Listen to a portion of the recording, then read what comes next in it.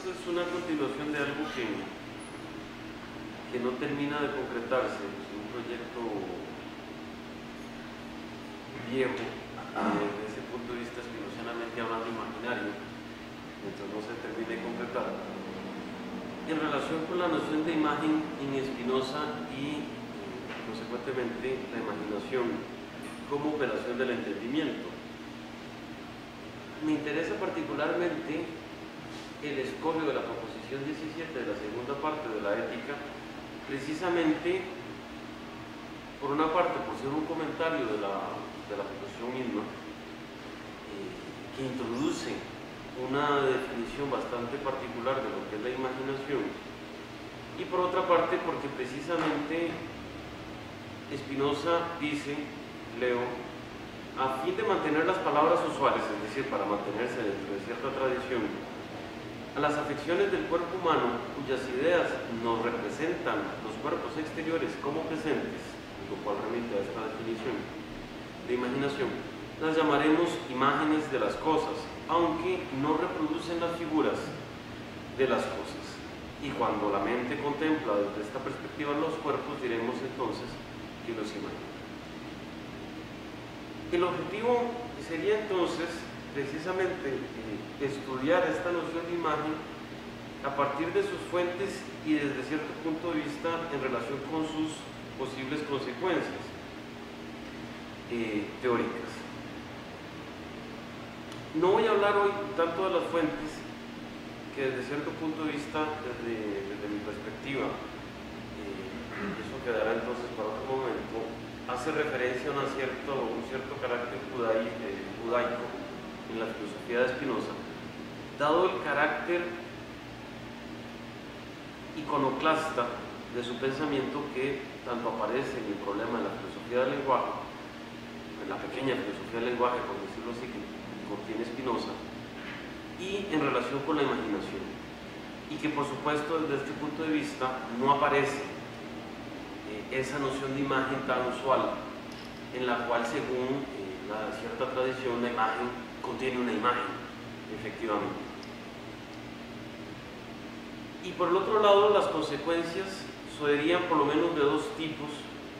Una, que es la que me interesa hoy más, es la de pensar la imagen fundamentalmente como un mecanismo de desplazamiento en el cuerpo. Una segunda, que sería ya asociar la imaginación a las otras operaciones del entendimiento, a un pensar, a un operar según esencias y no según signos. Por supuesto, esto implica desde el punto de vista de la lógica un nivel mayor de abstracción, y en la medida en que el pensamiento opere según signos, precisamente hay un reenvío inmediato a la imaginación. Entonces, para hablar de estos elementos, habría que hacer varias observaciones. Primero, que en relación a lo que la imagen pueda significar o significa en Spinoza, podemos decir, por una parte, que hay un trabajo en Spinoza sobre el significado de la noción, ciertamente de imagen, y además de la noción de representación, que efectivamente significa literalmente lo que significa, es decir, volver a presentar la cosa, y en ese sentido la imaginación es más bien una presentificación,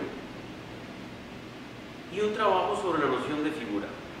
El trabajo sobre la noción de figura lo encontramos fundamentalmente en la ética y en el tratado teológico-político, y hace referencia fundamentalmente a unos pocos aspectos que voy a resumir. Figura, Spinoza la entiende en los siguientes sentidos: como un equivalente de palabra, de discurso. Es decir, por ejemplo, los profetas les son reveladas las verdades, ya sea por la palabra o por figura, o por figuración. En este sentido, están en el mismo nivel, en el mismo género de conocimiento, por así decirlo. Figura se entiende además, desde ese punto de vista, como signo de algo. Es decir, al margen de que la palabra pueda ser también signo, Spinoza efectivamente ubica la figura como un signo, y esto es una de las cosas más importantes para lo que sigue. En la medida en que la noción de signo en Spinoza, como en general, es una noción de referencia y de reenvío. Y dicho de esta manera, el signo en ese sentido constituye una de las nociones por las cuales podemos entender el modo finito, es decir, es una expresión modal en la medida en que el signo existe en otro y se concibe por otro. Es el ejemplo por antonomasia de lo que es un modo finito desde ese punto de vista, explícitamente estructurado pues como una referencia a otra cosa.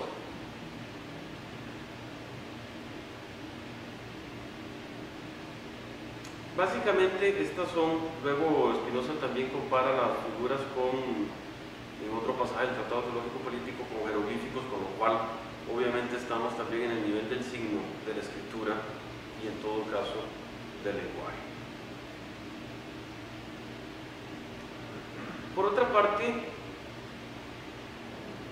la idea de una imagen como representación sin figura nos conduce al problema del contenido o a la estructura de lo que es la imagen. Retomo lo que señala Spinoza en la proposición 17 de la segunda parte de la Ética, para ver precisamente esta estructura, y veremos aparecer este carácter fenomenológico de representación, en cierto sentido fenomenológico de representación, al decir, si el cuerpo ha sido afectado por un modo que implica la naturaleza de un cuerpo exterior, la mente humana contemplará ese cuerpo exterior como actualmente existente o como si nos fuera, o como si estuviera para nosotros presente, hasta que el cuerpo sea afectado por un afecto que excluya la existencia o la presencia de dicho cuerpo. Subrayo aquí varias cosas. Primero, el aspecto mecánico, inercial de la imaginación, que es desde cierto punto de vista una herencia cartesiana en cuanto a mecanicismo, pero que no es, por supuesto, cartesiano, en el sentido en que efectivamente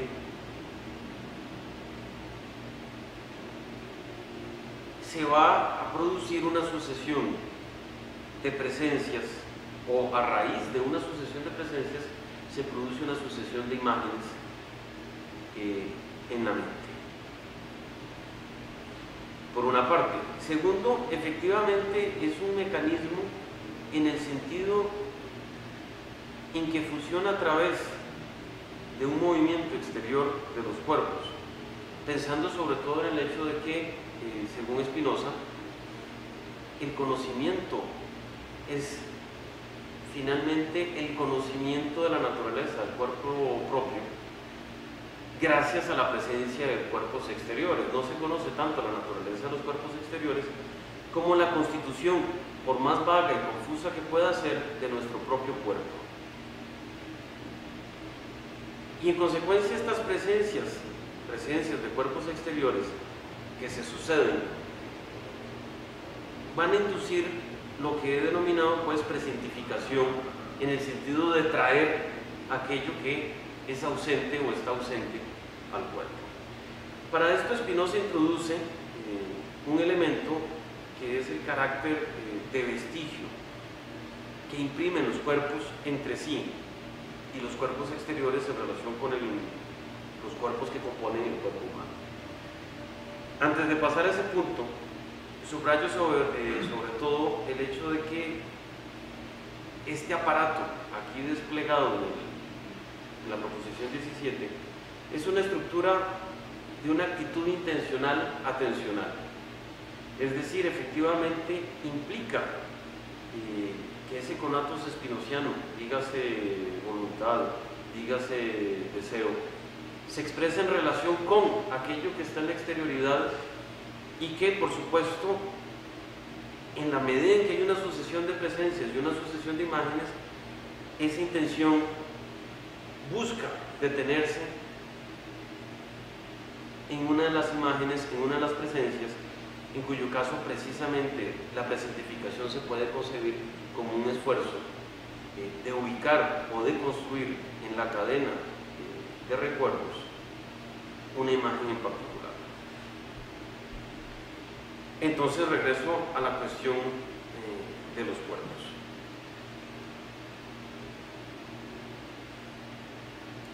Antes de la proposición 17, Spinoza se dedica a esbozar una teoría del cuerpo, una teoría que es bastante abstracta y genérica, bastante económica, sobre lo que el cuerpo humano es y sobre lo que el cuerpo humano puede.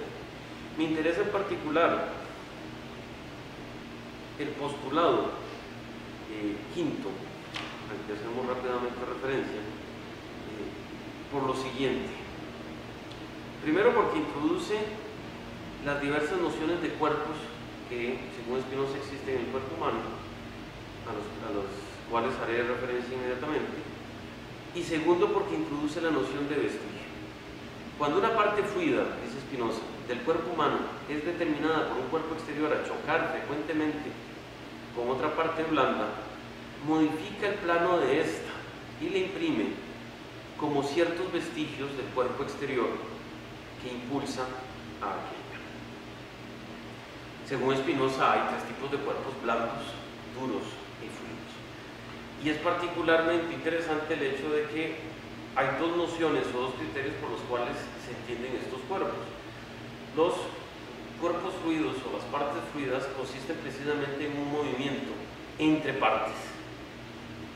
Nótese que con esto, esta manera de categorizar al cuerpo fluido o la parte fluida, nos dice que es un tipo de relación en relación con otras partes en movimiento, por lo cual no excluye el hecho de que una parte fluida sea, desde el otro criterio que voy a enunciar inmediatamente, un cuerpo duro o un cuerpo blando.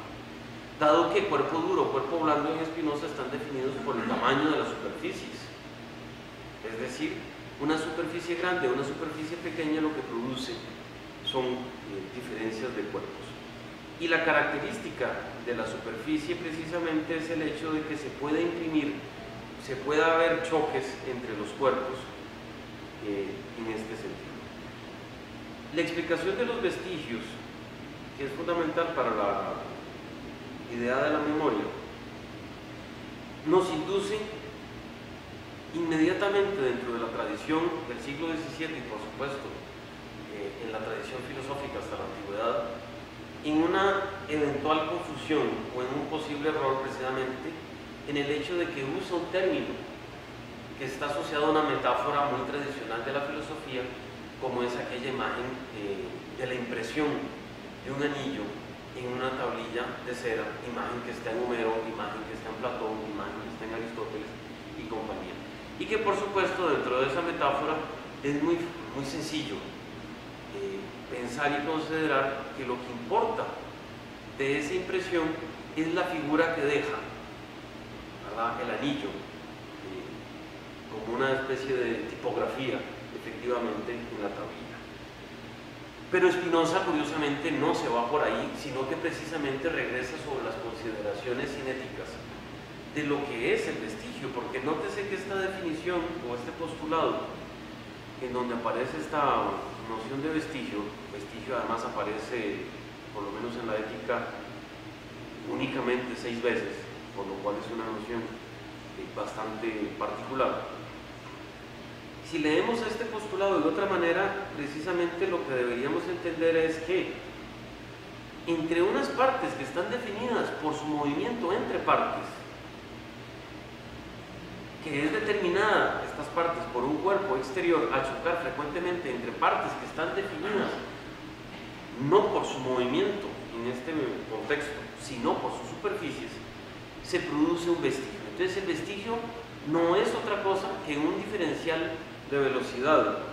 Es literalmente, desde ese punto de vista, el trazado de los movimientos de los cuerpos internos a través de los cuerpos blandos o de los cuerpos duros, y en particular de los cuerpos fluidos. Es decir, Lo importante del vestigio va a aparecer aquí como el hecho de que es, desde cierto punto de vista, una superficie restante de un movimiento. Es decir, que es aquella superficie que se configura no como una imagen, sino como un residuo de una velocidad y de una duración de un cuerpo exterior en un momento específico. O dicho de otra manera, el vestigio es una reliquia del cuerpo que se presentó al individuo y que se conserva en consecuencia como un diferencial de movimiento dentro del cuerpo humano que está definido por otros criterios de movimiento. Es decir, que la imaginación consiste, y por eso es vaga, puede inducir a la confusión y al error.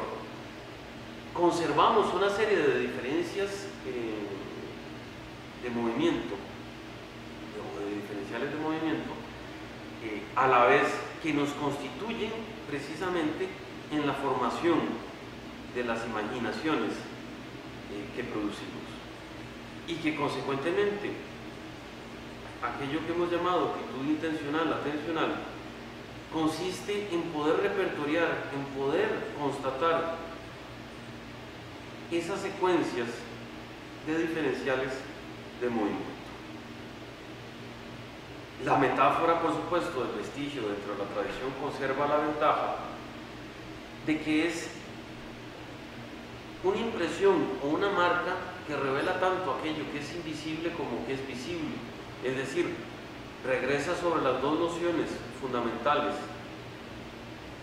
que aparecen en la proposición 17, que son la de existencia y la de presencia, sobre todo dicho de la manera siguiente: el vestigio es al mismo tiempo la ausencia de aquello que ya no está, y es la presencia de aquello que ya no está, pero que sigue determinando los diferenciales de movimiento. En este sentido, nos acercamos a la definición de imaginación como una operación de carácter alucinatoria, como se encontrará en casi todos los comentaristas contemporáneos de Spinoza, precisamente en el hecho de que la imaginación spinociana es una imaginación alucinatoria, es decir, pone cosas que no están enfrente. Y esta es, por supuesto, la fuente del error.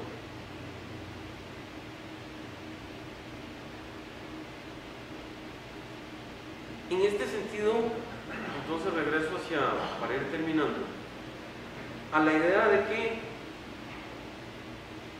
no hay figura precisamente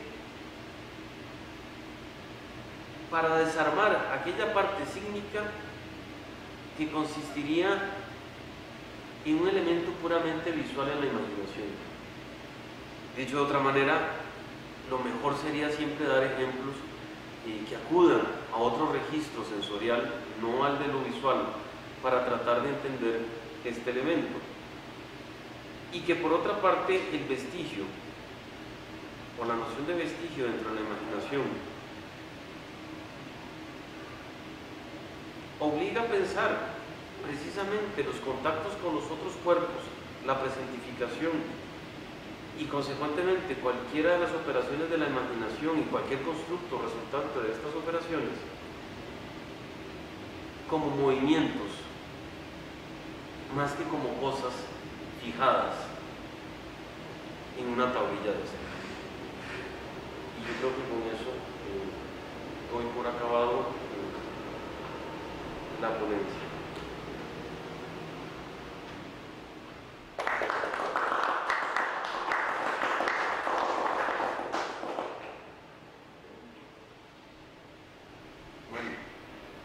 No voy a preguntar sobre Spinoza, sino sobre cosas que lo que nos has dicho nos puede decir a nosotros en varios lugares o de modo distinto. Si estoy pensando ahorita, voy a hacer una pregunta que es un ensayo, en realidad, de pregunta. Yo estaba pensando que el genio spinociano, y por eso lo estudias, entiende, lo estudias tanto, porque efectivamente hay un genio spinociano, que todavía nos habla y nos habla mucho. Y nos habla mucho también para hacer mucho. Entonces viene la pregunta experimental. ¿Conoces algo que haya tomado de Spinoza y de estas ideas sobre la representación, la imagen, el vestigio, que se pueda construir ahora como una aplicación?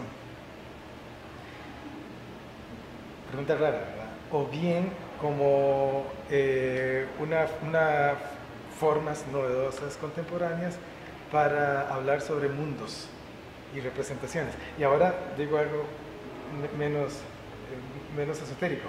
O mejor dicho, voy a inventarme una aplicación, una aplicación de una lectura de imágenes.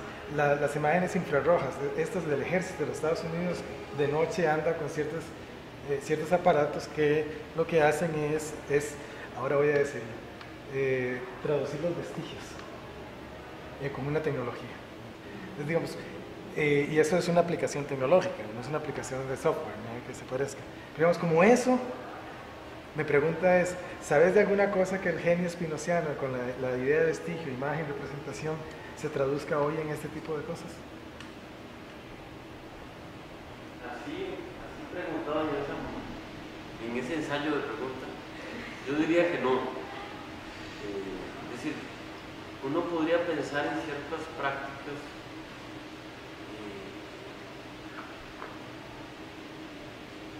políticas, individualistas, desde cierto punto de vista a lo mejor más difíciles de percibir, que consistirían en lo siguiente. Vamos a ver si respondo en otro sentido. La cultura contemporánea, por más que haya arte abstracto, porque haya una serie de elementos en principio no figurativos, entre comillas, resulta que sigue siendo, y desde cierto punto de vista políticamente, es de las épocas más figurativas que hay. Lo podemos ver en el sentido propagandístico, y en ese sentido yo creo que estamos más bien en una tradición iconográfica, por decirlo así, cada vez más fuerte, mientras que esta, que es iconoclasta, de alguna manera está perdida en el tiempo, por decirlo así.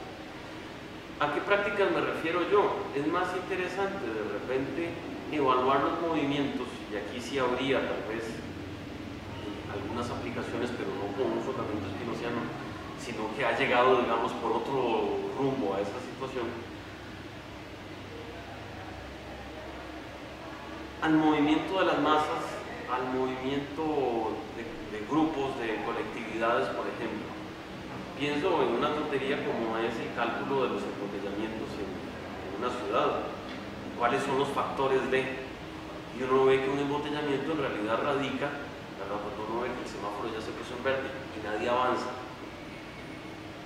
no es porque nadie avance, sino que efectivamente los automóviles de adelante avanzan, pero la huella llega muy retrasada en el tiempo hacia el final en donde está uno ubicado.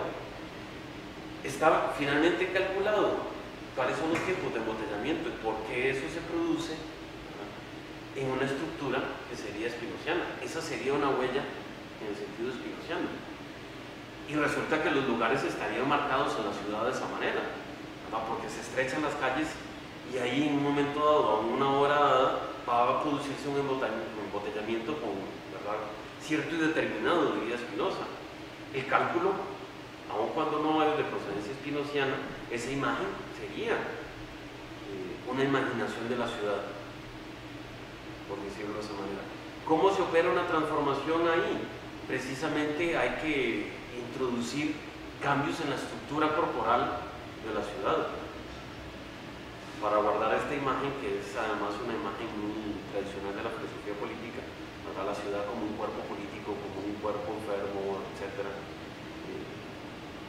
Entonces ahí, por ejemplo, uno podría percibir una aplicación spinoziana, pero entendiéndola en estos otros términos. Todo aquello que de alguna manera signifique cicatrices, heridas, por ejemplo, una filosofía de la cicatriz, por así decirlo, remite a una reestructuración de la memoria y de la imaginación e implicaría una aplicación en este sentido también. Ya me imaginé otra aplicación cuando digo porque me imagino, es una aplicación en el sentido de apps. Sí, no, yo lo entiendo. Una forma en la que los que estamos haciendo fila, en el semáforo en verde, sin avanzar en un tiempo natural, por llamarlo de algún modo, podamos a través de algún mecanismo pensar que vamos a 120 por hora, o tener la sensación de que vamos a 120 por hora. Y por lo tanto no vamos a desesperar ni morir en la ciudad. Una aplicación. Hay que decirle a la gente de Apple, a ver si se les ocurre algo así. Eso es más imaginario. Sí. Un amigo de la escuela que decía que de todos modos, por ejemplo, en una fila o en una cola, es más bien la demostración empírica de que ¿cómo se llama? Parmenides tiene razón. Que una cosa es necesaria y otra cosa es aparecer. Porque la gente se encoge, parece que todo está, ¿no? Todos se acomodan y se acerca uno a la meta, ¿no? Y en realidad no se acercó nada. Porque esto sigue siendo uno y el mismo. La misma fila sigue igual, ¿no? Entonces, por mucho que se mueva, igual estaremos engañados. Hay una pregunta que quería hacerte, porque yo no entendí qué significa reliquia. Porque, digamos, uno piensa en reliquia, empezando por tú dices la reliquia de los santos, es un pedacito de hueso. ¿En qué sentido reliquia? Precisamente en el sentido en que es un resto de un cuerpo. Si lo estoy tomando en ese sentido literal, efectivamente, del mundo religioso, del mundo anticuario, digamos, desde cierto punto de vista. Es el resto de un cuerpo porque imprime una velocidad, y la velocidad es lo que define en Spinoza un cuerpo. Entonces, por eso digo, es un diferencial de velocidad, entonces es una reliquia de ese cuerpo que estuvo presente. Lo digo de otra manera, el hecho de que nosotros estemos afectados por una serie de cuerpos en intensidades variables, más conscientes de una presencia que de otra, etc., lo que hace es que nos movamos de una manera gracias a ese acumulado, esa saturación y condensación de reliquias, en lo cual, o con lo cual más bien nos convertimos en un dispositivo de respuesta preestablecido según ese historial de reliquias. Y consecuentemente uno de los problemas es, primero, tomar conciencia de cuáles son las reliquias y cuán fuertes son, cómo funcionan, cómo se pueden desaparecer, precisamente para, digamos, reestructurar el cuerpo. En ese sentido, la reliquia es, retomándolo con la imagen esta tan religiosa del dedito y el brazo de Santa Teresa y cosas de este estilo, son restos de cuerpo, pero son al mismo tiempo heridas en el cuerpo de uno. Es decir, que uno está definido como un cuerpo al cual se le han infligido una serie de heridas. Obviamente no nos percatamos de todas y unas parecen no ser dolorosas o son menos dolorosas que otras, pero todo está en el ámbito establecido con esta imagen de la herida. Pero hay una pregunta correlativa a eso. Y el olvido tendría que estar, digamos, podría ser curado también a partir de esas reliquias o recuperando cosas que uno tendría, de movimientos perdidos, digamos, en un proceso que yo intento recuperar, digamos, de alguna manera, que se me olvidaron las llaves, por poner un ejemplo así sencillo, ¿no? Entonces uno empieza a hacer una reconstrucción ideográfica, ¿verdad? De qué fue lo que ocurrió, y empieza, yo hice esto, yo hice lo otro, y uno, hay un momento en que como está olvidado, no está, ¿verdad?